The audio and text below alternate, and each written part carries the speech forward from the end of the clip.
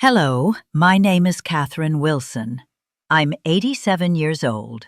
I'm a retired doctor, and today I'm speaking to you not from a clinic, but from a long life of observation. I have lived long enough to notice patterns. For more than 40 years, I watched people age. Some reached their 80s with strength and clarity. Others didn't. And the truth is uncomfortable but simple. Most people do not die because of age. They die because of habits, quiet habits, daily habits, especially the ones that settle in after retirement. Many people believe retirement is the finish line. They think it's finally time to stop. But the human body was never designed for stopping. It was designed for movement, purpose, and connection. When structure disappears, people replace it without realizing.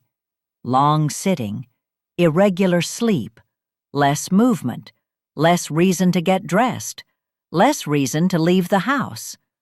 None of this feels dangerous. That's why it works so slowly. I've seen this pattern not only in patients, but in people I loved most. My husband, Richard Wilson, was a good man, brilliant, kind, reliable. He worked hard his entire life. When he retired, he told me, "Kathrine, I've earned my rest." And he did rest, a little too well. Richard spent most of his days sitting, television in the morning, newspapers in the afternoon, snacks in between. He stopped walking regularly. He stopped challenging his body. He stopped listening when I gently reminded him to move. He didn't smoke, he didn't drink excessively, but he believed inactivity was harmless. Over the years, his weight increased, his blood pressure rose quietly, his heart grew weaker. He died at 74 from heart failure, not suddenly, slowly. What took him was not one dramatic event. It was years of sitting, overeating, and believing that rest could replace movement. I still miss him. Another loss was my sister, Sarah White. Sarah was the opposite of Richard. She was energetic, social, always busy. But she had habits she called small comforts. She smoked lightly. She drank wine every evening. She slept poorly and laughed it off. After retirement, those habits intensified. There was no schedule anymore, no reason to stop. Smoking became more frequent. Wine turned into a nightly ritual. Sleep became fragmented. She told me, "At my age, why deny myself?" Sarah died at 71. Lung disease complicated by chronic inflammation. Her body simply could not recover anymore. What broke my heart was this: she had time, she had intelligence, she had warnings, but she believed change was pointless after retirement. These losses taught me something no textbook ever could. Aging does not forgive habits, it only delays consequences. After retirement, sitting becomes the default. Chairs replace movement. Silence replaces stimulation. The body reads this as a message. We are no longer needed. Muscles weaken, balance fades, circulation slows. And once balance goes, falls appear. Falls change lives in a single moment. You don't need intense exercise. You don't need to push yourself. You need daily movement with intention. Walking, standing more often, gentle stretching.